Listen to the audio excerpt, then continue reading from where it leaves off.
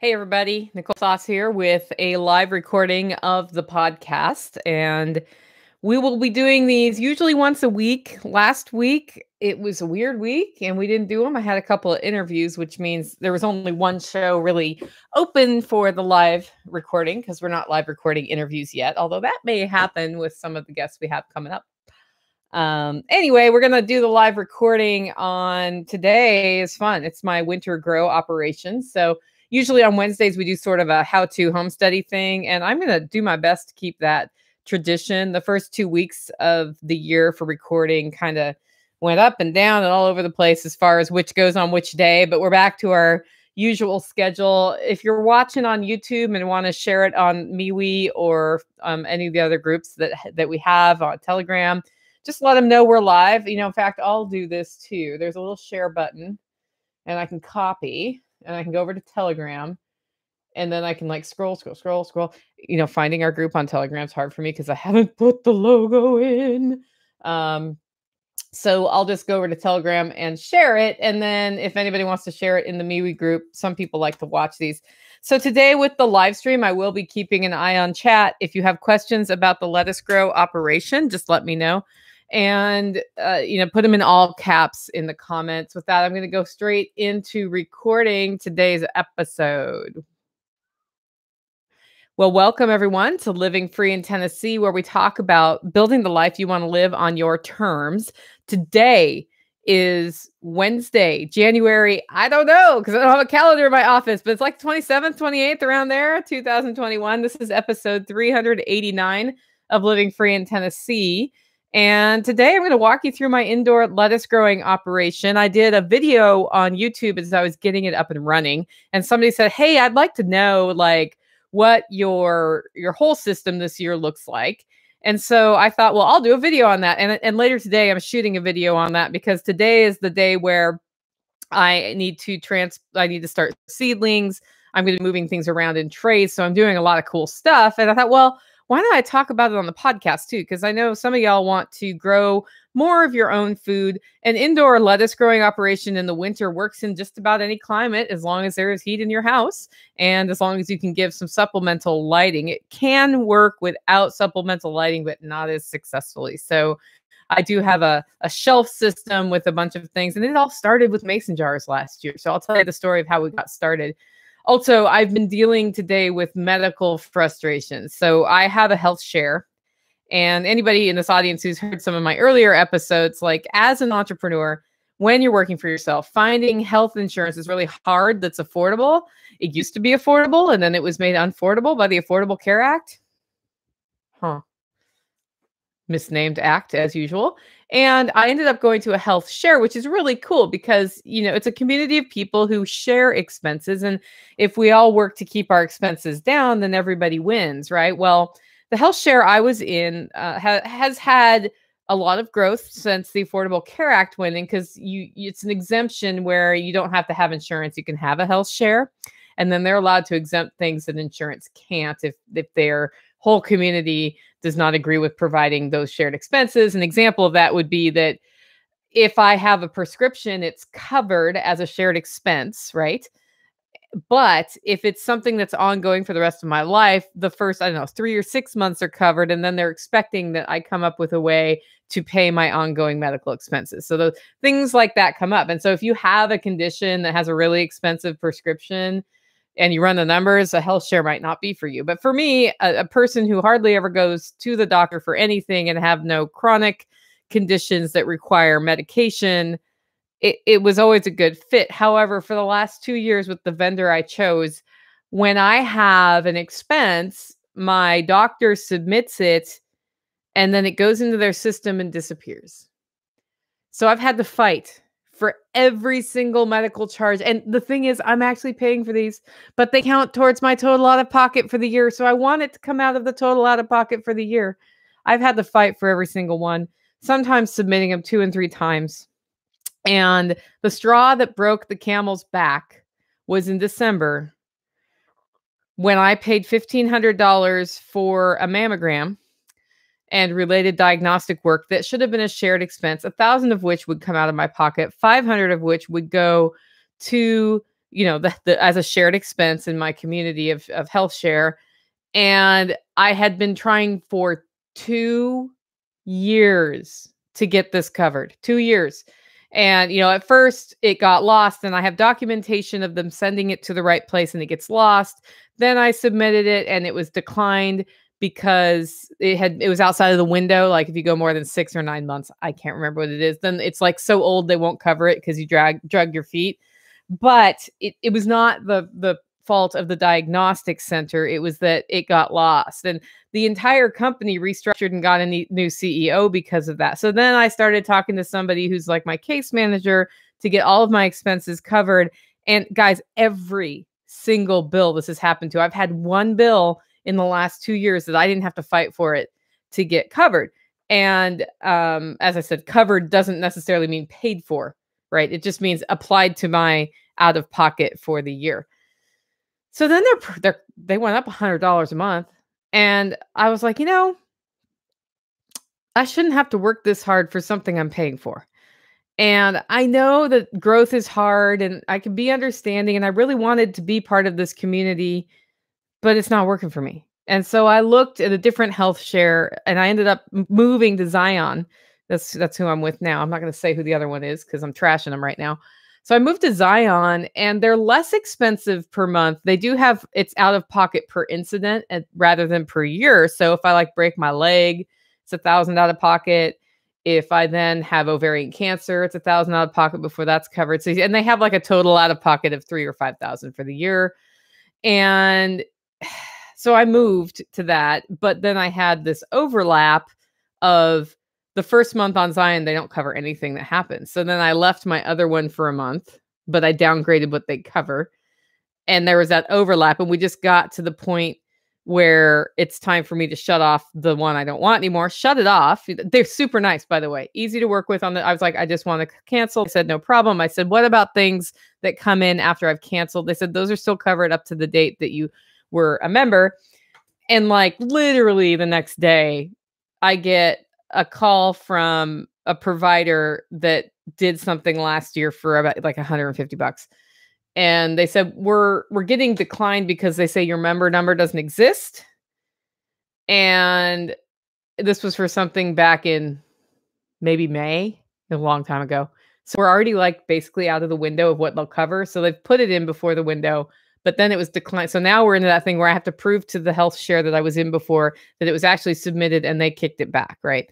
So I said, tell you what, send me the bill and I will upload it because I have a upload button that if I upload it, I can write the explanation. Usually within 30 days, it's done. As long as I do it, it seems to work. When the medical providers do it, it does not seem to work. They said, okay, they sent it to me. I look at the bill.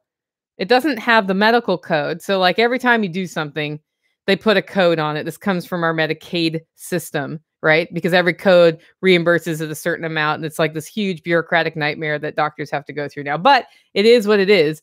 Everybody basically knows if you've dealt with insurance at all, there's a code. So it has to have date of service, my name, code, how much it was, and a description of what was done.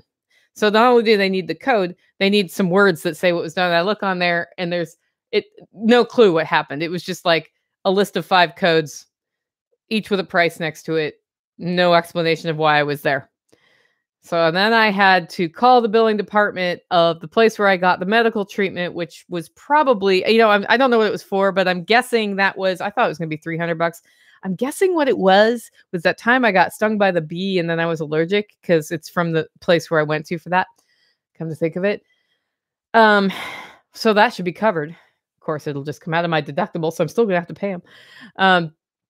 So I called the billing department, and their phone's like, nobody can take your call because it's after hours. These are our hours. It is not after hours. So I call back. Same thing. Phone's not working. Click this to leave a message. Won't take me to leave a message. And I'm like, this is really frustrating. So I emailed the person back who sent it to me, who's already emailed me once, but has not replied to any of my emails. And then I went to their website and just shot off an email to the info saying, here's the situation. This is what I need. I can't reach your billing department because your phone system's not working. So that's how my day has started. And I thought, you know what?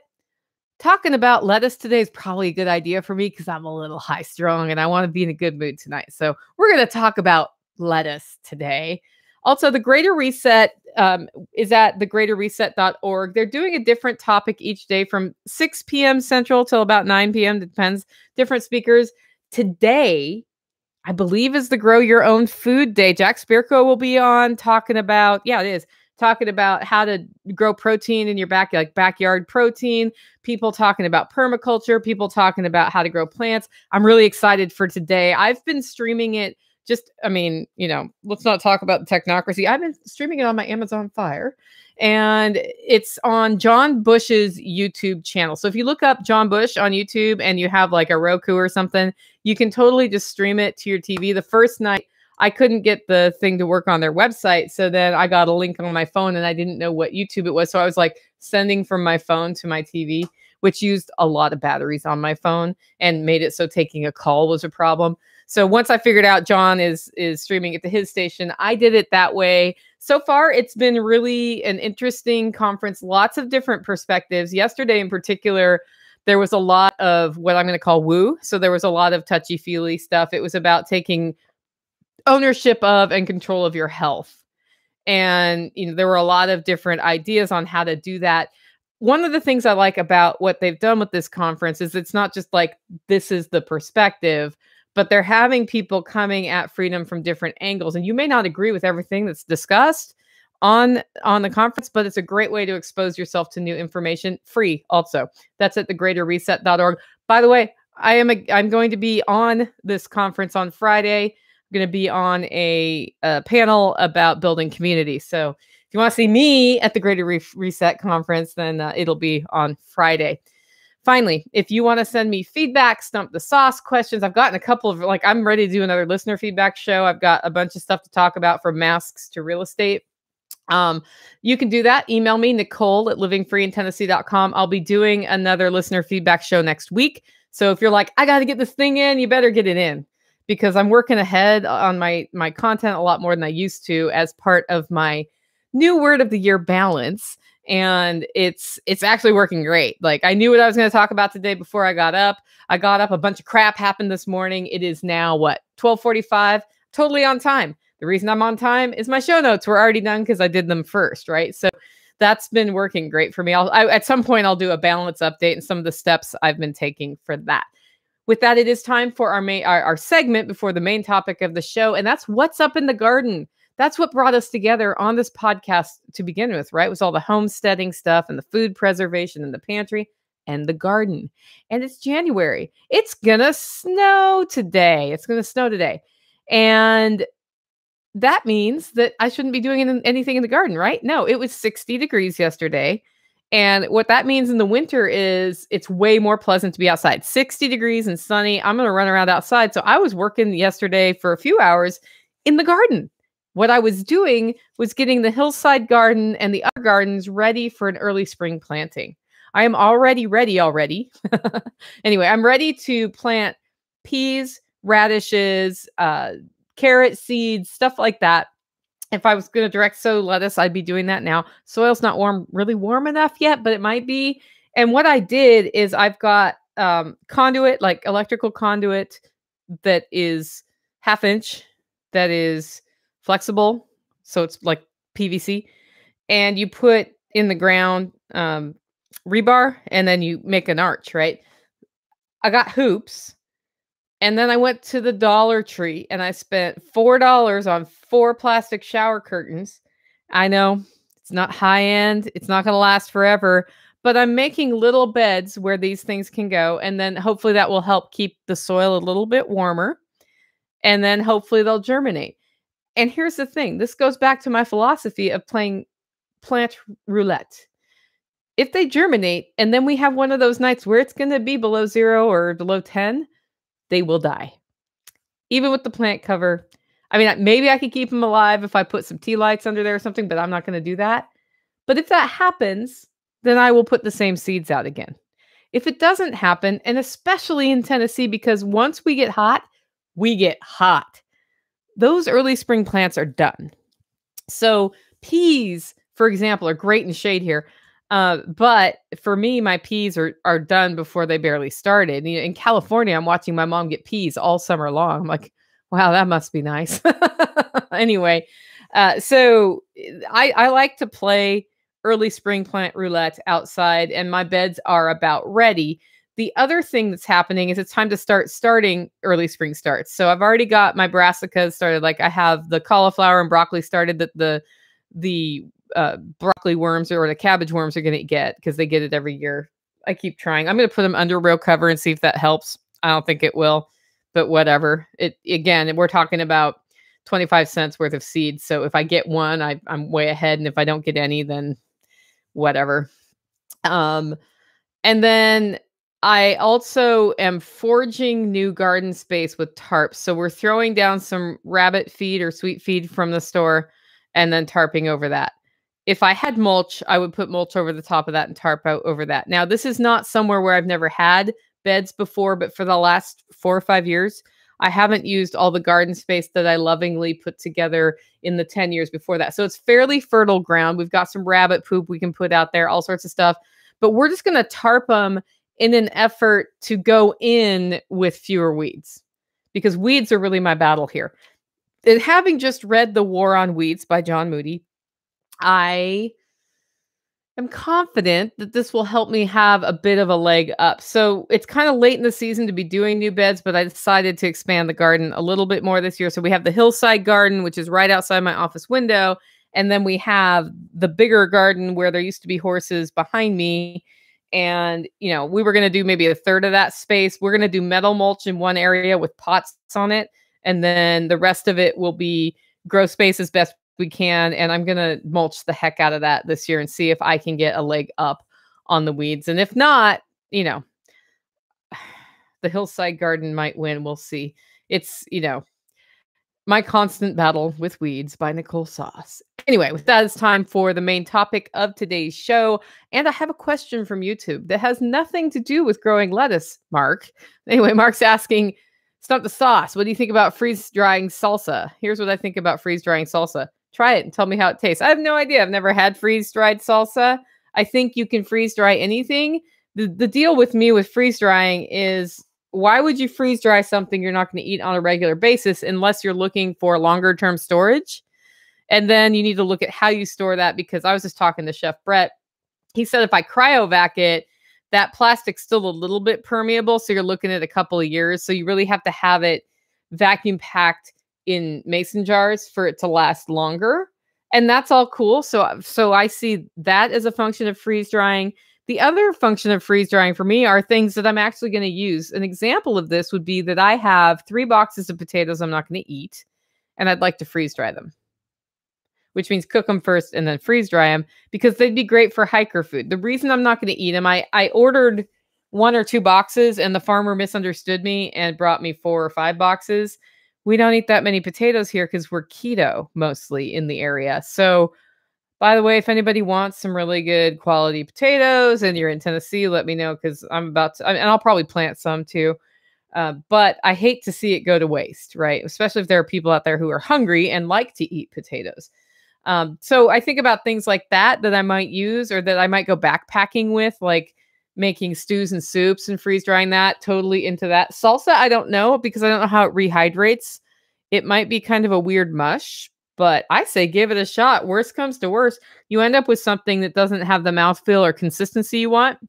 And if that happens, Mark, what I do is use that as the spice contents of just taco meat, right? Because right now when I make taco meat, I will saute up an onion and some garlic and pour in a jar of my homemade salsa and maybe add a little extra cumin. Done, right? Super easy, tastes great. And, I'm using all of the bounty from the land.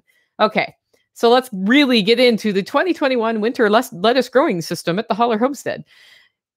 Last year, over Christmas, I took the time to think about what I wanted to do. And one of the things I thought was like, hey, maybe I can use what I have around the house and grow lettuce. And so I looked, and it's like, I have mason jars. Maybe I can grow lettuce in mason jars. And then, of course, I went to YouTube and found this lady who is, I think, Nikki O or something is her name. Anyway, she did it. And I was like, well, that's cool. I've got tons of mason jars and I can get these net cup thingies and I'll see how it goes. I'll see if I can replicate what she did. So I did.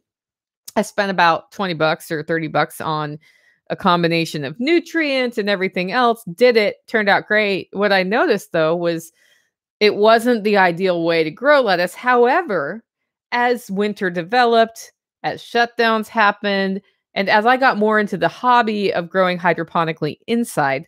Oh, by the way, I already had the grow lights too when I did that. So I didn't have to buy the grow lights. If you're going to buy the grow lights, it does put you up over 20 bucks. I noticed that there was a way to be more efficient.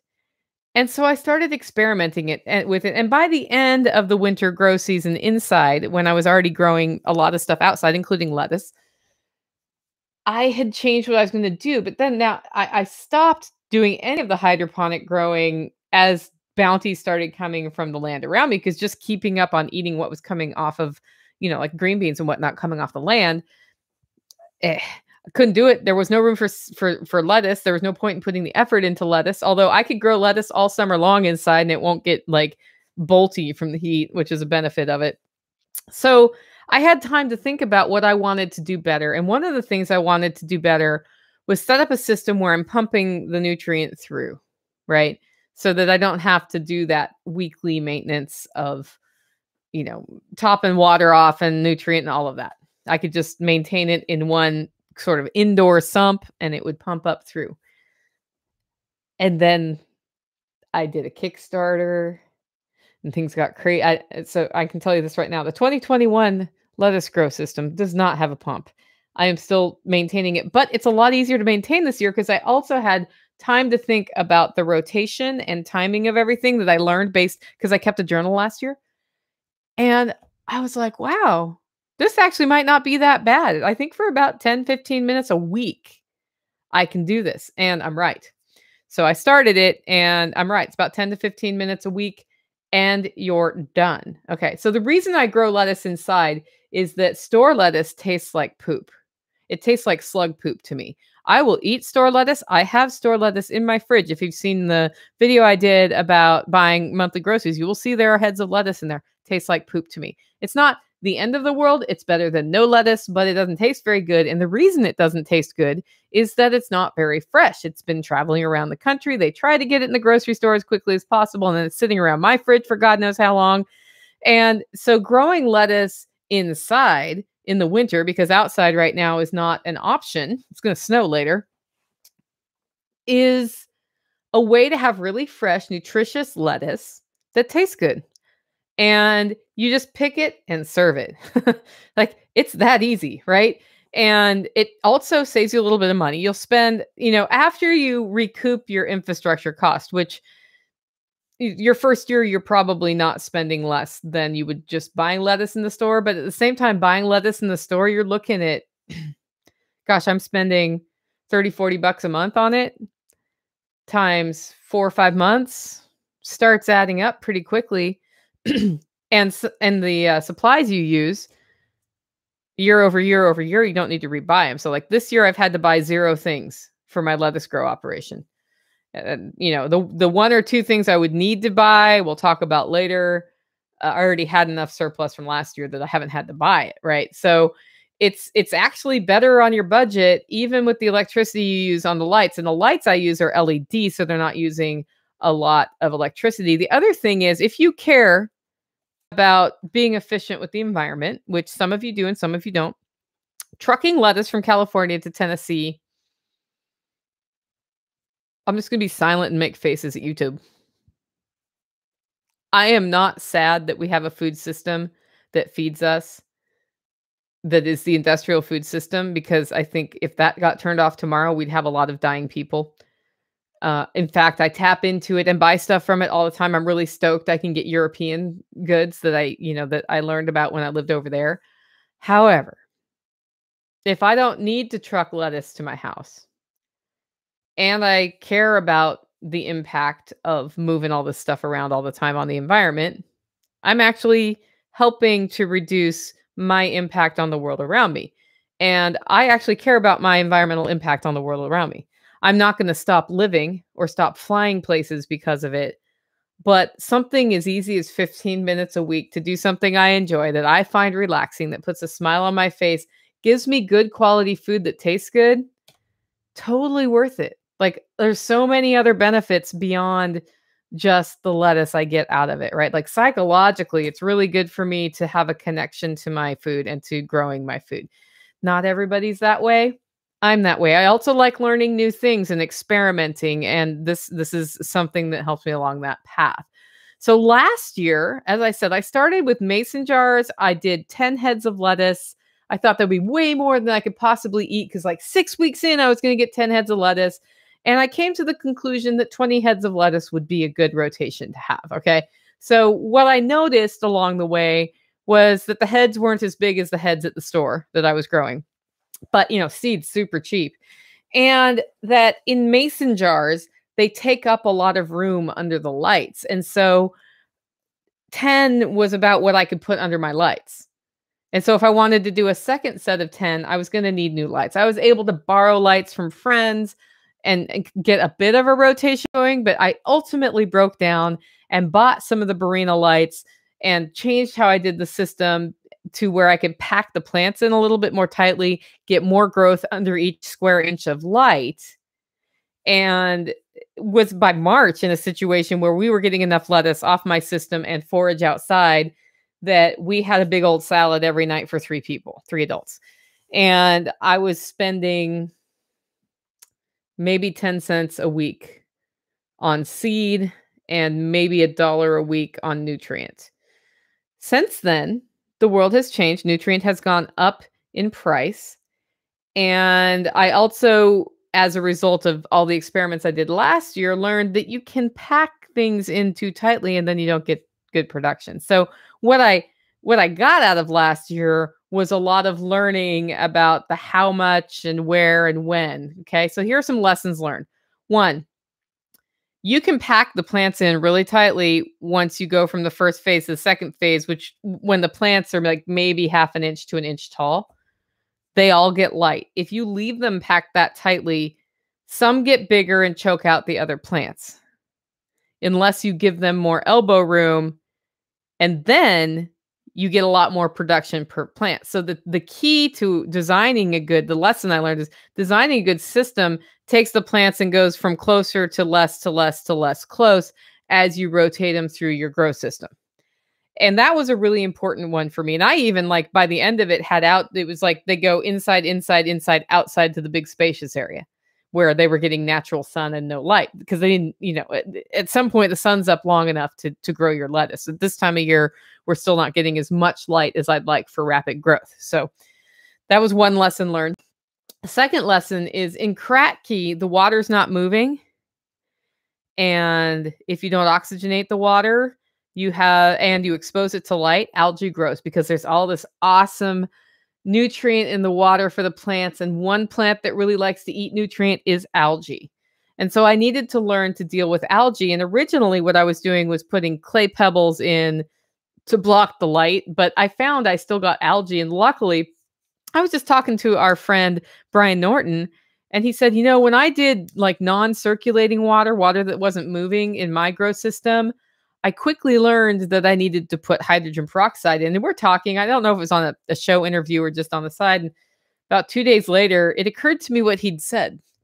And I kind of woke up and looked around and I said, text message, how much hydrogen peroxide per gallon? And he told me preventatively a capful of hydrogen peroxide per gallon. Okay, so here we are in the middle of the shutdowns. You can't get rubbing alcohol. You can't get hydrogen peroxide. You can't get like anything sterile, right? I was able to find at the Dollar Tree 2 little bottles of hydrogen peroxide, which became like the ground that would be defended through the shutdowns at our house. And then it was like there were 2 things on the list every time somebody went to the store when we were going to the store again: rubbing alcohol and hydrogen peroxide, so that we could have sterilization and so that my plant algae wouldn't grow, so that we could keep having lettuce. So that was a big one. And since I've learned that trick, I rarely have algae problems. Another thing I learned was that if you're growing with Kratky, like the big philosophy is you put all the nutrient the plant's going to need in one container. And then as the plant grows, it sucks down the water and eventually there's no nutrient left, but the plant's at the end of its life. What I learned is that I can basically extend how long the plant grows by adding nutrient. But then how do you know how much to add? There's this great tool called an EC meter, which will measure the electrical current in the water and give you a reading of how many parts per million of particulate matter you have in there. And that tells me how much nutrient I have in there. And so I was able to then transfer into a system where you can monitor how much nutrient is in the water. And if you keep that fairly stable, your plants just explode. I already talked to you about plant spacing, lighting cycles. So originally I was going 12 hours on, 12 hours off for the light. So I had a timer because I know me and I won't remember to turn them on and off, right? So I had a timer 12, 12, 12, 12, 12, 12. And then I realized I could add 6 hours and do 18 on, right? And 6 off. And the plants would grow as long as the sun was out, the fake sun in this case. And then they do need that little rest. So they get 6 hours off. When I figured out the 18-6 cycle for lettuce, this isn't necessarily the cycle for all plants. For lettuces and I grow herbs too, like basil or whatnot, because that's really good in your salad. When I figured that out, I got a pretty refined timeline of how this all works. So with all of that data and sort of notes in my journal and things that I observed that I didn't write down, here is what I came up with for 2021. First of all, the number of plants I start at a time is 16 plants. However, I seed a lot more plugs than that because sometimes germination is good and sometimes germination is bad. Usually my germination is bad because Nicole is using 5-year-old seeds now for some of her lettuces, right? I might as well use them up. I actually decided this week that I have some new packets of lettuce that I'm going to move to the front of the line so that I have better germination rates. But that doesn't keep me from using the old seed. I just have to know that I'm getting about 50% germination rate off of the old lettuce seeds. So my goal when I start a cycle of herbs and lettuces is to have 16 plants between the lettuce or whatever else, if it's dill or basil or what's really good is a little bit of kale or little baby Swiss chards. Those are pretty good in there too.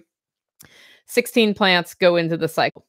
So here's how the timeline looks. Week 1 is germination week. So what I do in week 1 is I put the seeds in my grow plugs and I put them in a little tray with water so they're moist, right? And then I put a lid on that to keep the humidity high because the seeds are in the plugs. So you want top and bottom, keeping it fairly stable. There's a heat mat under that.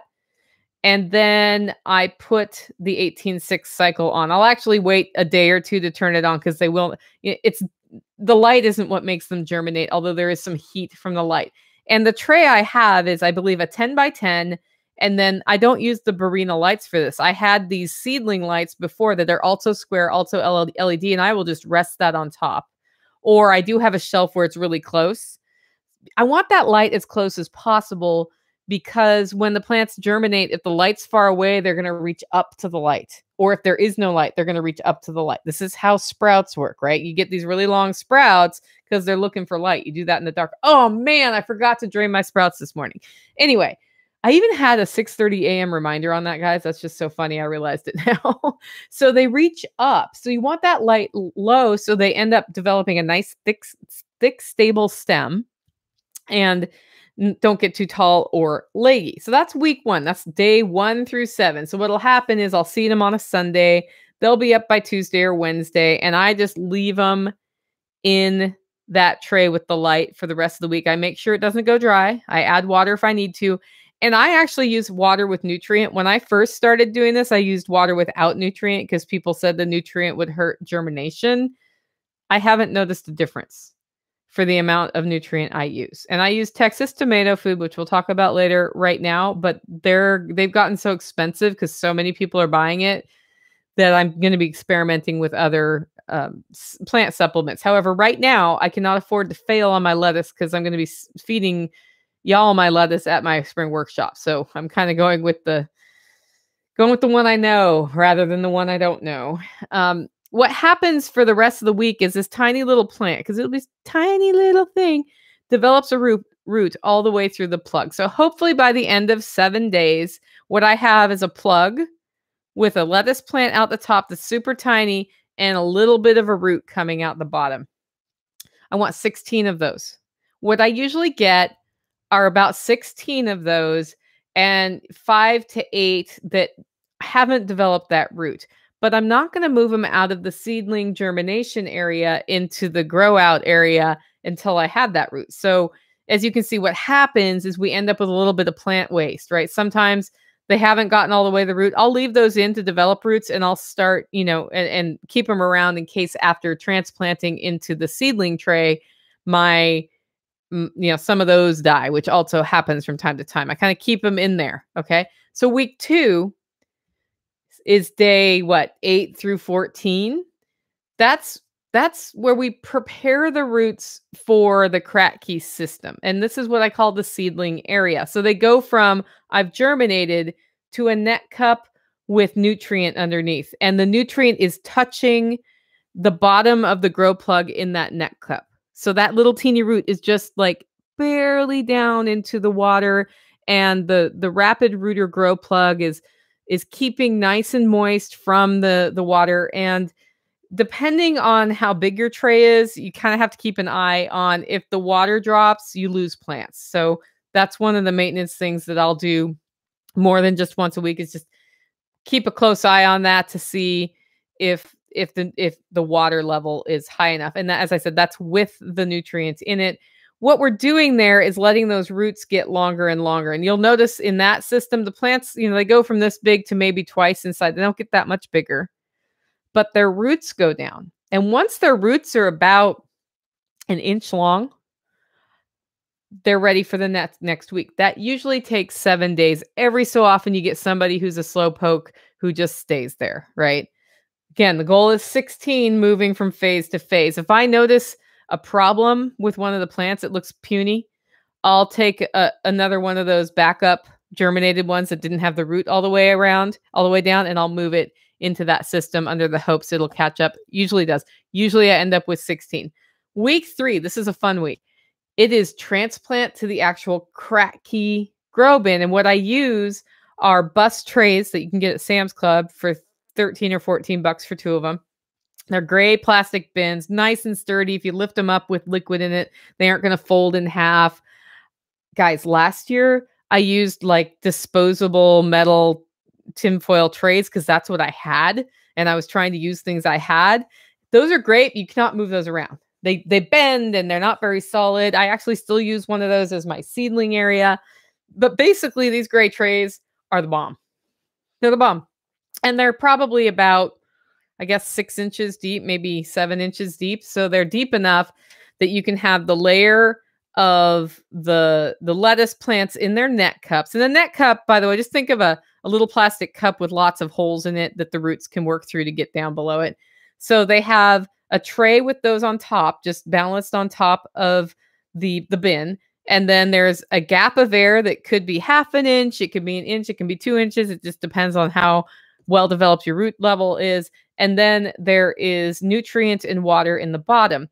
And that's the grow bin. That's what my Kratky grow bin is like for the lettuce. The reason you have that air gap is that plant roots need oxygen. And so if you just fill them up with water and don't move the water and don't oxygenate the water, you'll kill the plant because it doesn't, you'll drown it basically. So what Kratky does is leave that air gap in, and then the bottom of the roots are in the water.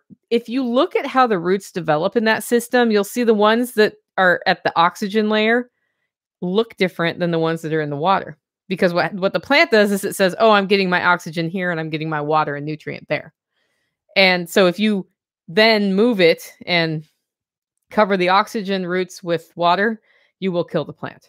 So it's kind of a cool way to grow just because you can observe how the roots look different. They're like really thick roots above the water line. So I will transplant from the seedling area to the Kratky grow bin. That's 16. And then once that's done, I go back to the seedling tray and I look at what's left there and decide if those plants are just going to die or if they're going to get folded into the system somehow. And usually there's one or two that have not done super well that were transplanted. And so I go just put them at the front of the line. And then I start new seeds. So I reseed, and my goal, this is week 3, beginning of week 3. My goal is by the end of week 3, I'm transplanting those back into the seedling area. In this way, I'm starting 16 plants basically every 2 weeks, right? I'm restarting the cycle so that there's constantly plants coming up to replace the ones that are done, because we're going to eat these. So that's week 3. And what happens in week 3 is really cool. And that's where we're at today with my system here. It's actually a little past that because I've waited to do the video. But week 3 is done, right? And it's time to move everything around again. And it's time to start the new seeds. And what has happened to the plants that were about 1 inch tall when I moved them is they're about 4 inches tall. So all of a sudden, their roots caught up, the oxygen roots got working right, the nutrient roots got working right, and the plants went, whoa, here I am. I'm ready for my first harvest now. Okay, so week 4 is the first harvest. And as I said, you're going to see me harvest today in the video because we're kind of in between. That's your first harvest. And I just take the big leaves from the outside of the lettuce and put them in a Ziploc baggie in the fridge or a Tupperware or something, and then use that for lettuce. That's week 4. The other thing that's also happening week 4 is you've had a week with your seedlings, so they've germinated and they're ready for transplant into that seedling grow out area. So that's week 4. Week 5, second harvest on the first round, transplanting to the grow bin for the second round. So I have to have more than one grow bin, right? So now I have 2 grow bins going, and I'm starting new seeds for the next cycle. Second harvest is a little bit bigger than first harvest. First harvest is like a small salad. Second harvest, like, it's legit. And then week 6 is the final harvest of the first set and the first harvest of the second set. And you're starting and you're moving the germination into the grow out area. So you see how that just starts cycling through. At the end of this all, I end up needing 2 to 3 actual Kratky grow trays. And I end up with, just this constant cycle of lettuce. So that's how this year's is working. And I'll keep you updated on how well I do keeping those 16 plants coming. Here are the supplies I use. So first and foremost, you've got nutrients, right? Well, you got seeds. I like cut and come again lettuce. I like to use basil. I love to have dill to add to the lettuces. And then I also like other greens like mustard greens, kale, and chard. The kale and the chard grow slower than a butter crunch lettuce or something. Important to know. And then also, if you get one of the styles of lettuce, like, what is it, romaine? Romaine's kind of a slow poke, just saying. So you'll find as you get into this, different varieties of lettuce do different things. And I mean, if you don't have seeds right now and you don't want to fully commit to this and you're just going to try it out, literally you can go down to the Dollar Tree and buy lettuce seeds for $1, or you can go to Walmart. It may not be from a ongoing seed stability standpoint the best business to support, but we're not talking about that, right? We're talking about growing lettuce in our kitchens. And long term, if you love it, you can start worrying about where your sources are. The Texas Tomato Food nutrient works great. I use 1.5 teaspoons per gallon of water plus a lid full of the hydrogen peroxide to grow my lettuce. And then I use the EC meter to bring my parts per million up to around 1100. So that's how I maintain it. Once a week, what I'm doing as I do the changes is also taking an EC meter reading on the water of my Kratky bins. I don't worry about the seedling bin because it's used for a week. And then I use that water to water stuff outside, and I start again on that. So that has been the easiest nutrient to use. The deal is to shake the jug before you put the nutrient into your gallon milk jug, because sediment will sink to the bottom of the Texas Tomato Food jug. I learned that the hard way last year. So I keep a little mason jar of it because shaking that giant gallon jug every time is a pain in the rear.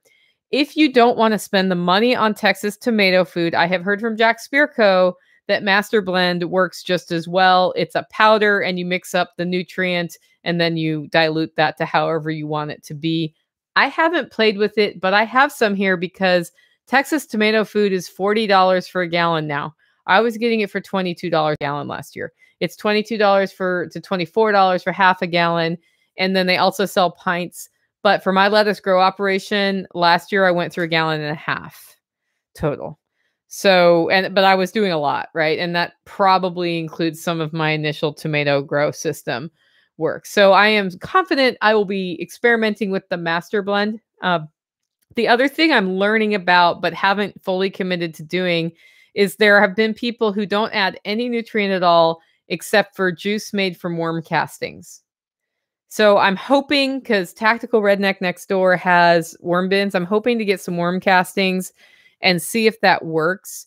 Scientifically, the NPK output of that has nothing to do with what you would want to grow your plants, right? It's not high enough. So scientifically speaking, the hypothesis would be that worm casting juice won't work. However, there are videos of people using worm casting juice online, and it's working. So I thought, well, I'll see if I can replicate that. I don't need to know why it works. If it works, that is a more sustainable way for me to grow my lettuce, which will be really cool. So I'll keep you just kind of updated on that if I'm able to get into that experiment this year. I say if because I am not committed to that at the moment. I'm just really interested in trying it. The Rapid Rooter grow plugs are what I have liked to use most in growing lettuce. I have a link to them. It's a Walmart link. The reason it's not an Amazon link is because Amazon hates me. And so I figured I better just support Walmart wherever I can, even though they're also a large corporation and some people don't like them. You can get the Rapid Rooter plugs anywhere that has an online store that's linked into the database of things, right? So Rapid Rooter plugs work great. I cut them in half, and then I use a chopstick to make a hole in the bottom of the half. And for lettuce, I just use half a plug. So for 50 plugs, I get 100 plants. 50 plugs are about $20. So you see how much that is per plant. You can also reuse them if the roots don't clog them up. So I'll use them 2, 3, 4 times for the lettuce. If I'm growing something, I'm very concerned about doing it right the first time. Like I do a variety of tomato that's been collected for over 140 years in this area, and I don't want to not have that plant. I will use new plugs for that, right?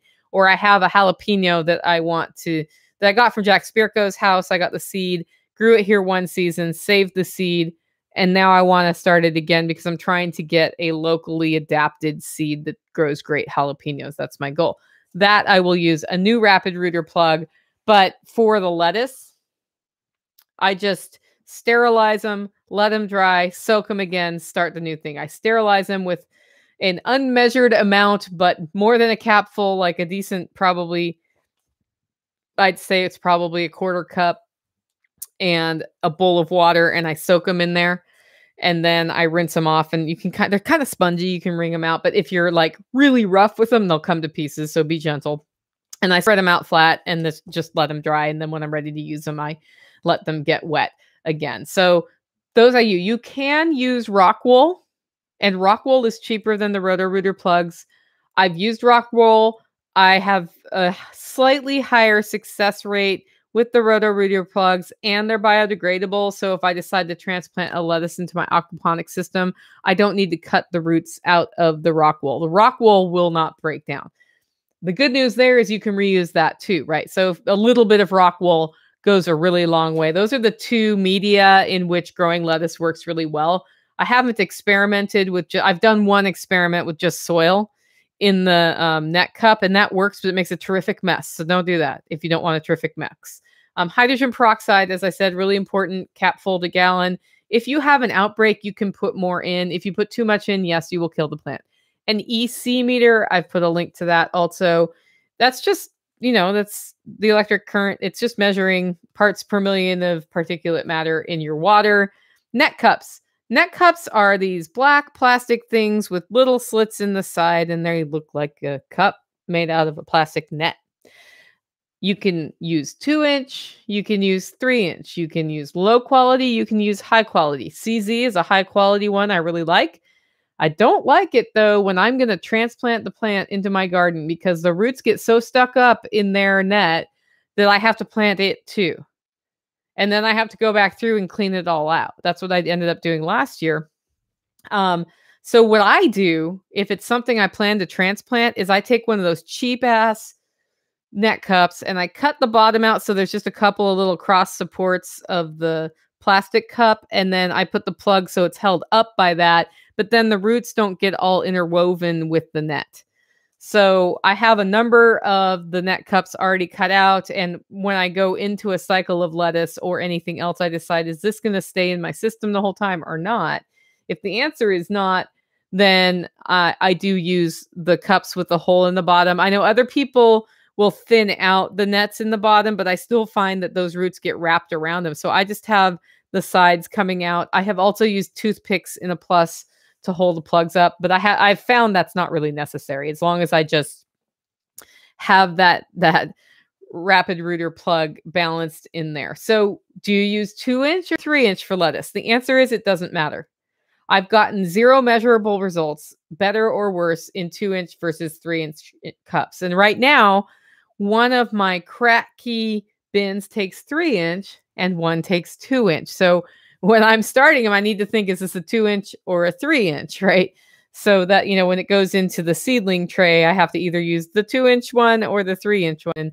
And I go back and forth because I have net cups of each. What that means, if you're just going to do lettuce, you might as well just go with the 2-inch cups, give them a little bit more elbow room. And I like to give a good 4 to 5 inches between the center of each hole to give the lettuce room to grow, because it's a little cheaper. And if you don't need the 3-inch cup, don't use it. I used 3-inch cups for tomatoes and 4-inch cups and 6-inch cups last year to see if that made a difference. It didn't really. Like the only issue with the tomatoes, the stalk gets like as big around as I'm holding up my hand, about 1 inch in diameter. And then you want a bigger net cup in a hydro system. So the other thing I use for my bins for the lettuce, I use a Cambro bus box from Sam's Club. And the reason I use these is 2 people came to my green chili event 2 years ago, brought beer, bought ice in these bus bins from Sam's Club and left them behind. And I was like, great, I'll have like bus bins for my next event. And then when I was looking around my property at like, what can I make a Kratky thing out of? I saw them cut tops for them to hold the net cups up. And they worked great. And the reason they work great is they're designed to carry heavy weight without folding in half, which means when you carry it around with the lettuce, if you're going to do that, and the nutrient and the liquid inside, you don't have a big old folding, collapsing mess, which is great. So I actually bought a few more of those. They are $14 for 2. So that's about $7 each. It's a pretty good price. I thought it was $20 because they charged me for the wrong product at Sam's Club last time because there wasn't a barcode on it. Now I got to go back and talk to them about that if I care. I'm not sure I care enough to get my $6 back. But they work great. And they're the perfect size for my 2-foot wide shelving unit. Other people use cement trays from Lowe's, like anything that will hold liquid that's kind of deepish works really well. By deepish, I mean 6 to 8 inches deep for lettuce. So those work great. And then to hold the net cups up, you have to have something on top of the bin that's rigid enough to hold the plants up. I got this idea from Jack Spirko. He figured out that you could use the corrugated plastic sign material that they sell at Lowe's and other places, use a drill and drill the holes in it for the net cups, and it works great. The problem with it is it sags in the middle with weight, or if your cat gets on there and walks on it and sags it once, it will sag for the rest of its life. So it's not super rigid. I have been looking for a different material to use, like a more just straight up plastic or something. The deal is this: it needs to be able to get wet. So I could use metal, but then I'm a little worried about rust. Plus that would be kind of expensive. And I haven't found another material yet that I like as well for that, except for when you buy bins with lids, you can drill holes in the lids. So I've done that too. But for now, I'm still using the corrugated plastic yard sign material. And it works pretty well. It's $10 a sheet. I get 2 bins per sheet by the time I cut it all out. And that's not bad, as long as I can use them year to year, that's not bad. And I have built an anti-cat defense system around the bottom shelf of my grow area because one of my cats, when he wants out, looks to cause trouble. And one trouble he likes to cause is messing with my lettuce. And I don't actually want a cat in my lettuce because gross. It's just gross. So after that, we have heating mats. I use seedling heating mats that are that can get wet. I've put the link to that in the show notes just so you can see which ones I use. I use a 20 by 20 by 10. You can do a 20 by 10 or a 20 by like 10 by 10, whatever, just whatever fits on your grow shelf. I have used those for years for seedlings. So when I had a greenhouse, I'd put 10 of those puppies out. I'd put my trays with the dirt and the seeds, and they would germinate beautifully because those mats keep you at about 20 degrees above ambient temperature. What that means is when you put your grow system in, don't put it somewhere where it's like hot, cold, which is my greenhouse in, the spring in Tennessee. So I always germinated in my house and then moved them out to the grow things in the greenhouse when I realized that the motion from 30 degrees to 70 degrees every day was actually making my seeds not germinate as well. So because I already had those mats, I used that in the seedling area. If my house was colder than it's been this year, I would also put it under the trays with the water, but I haven't needed to. Like, there's enough heat coming from the lights that the lettuce looks super happy. It's growing as fast as I want it to. But if I had, so I heat with wood. So my house is 70 to 76 degrees on a regular basis. If I had HVAC and was keeping it 60, 65, I might actually put the heat mats also under the bins if I felt like the electricity use on that was worth it. I do use Barina lights now on the shelves. I have them mounted up under my shelves, and then I have the shelves set at different heights. So the seedling shelf, germination happens with the light straight, pretty much really close to the top of the little teeny tray I have.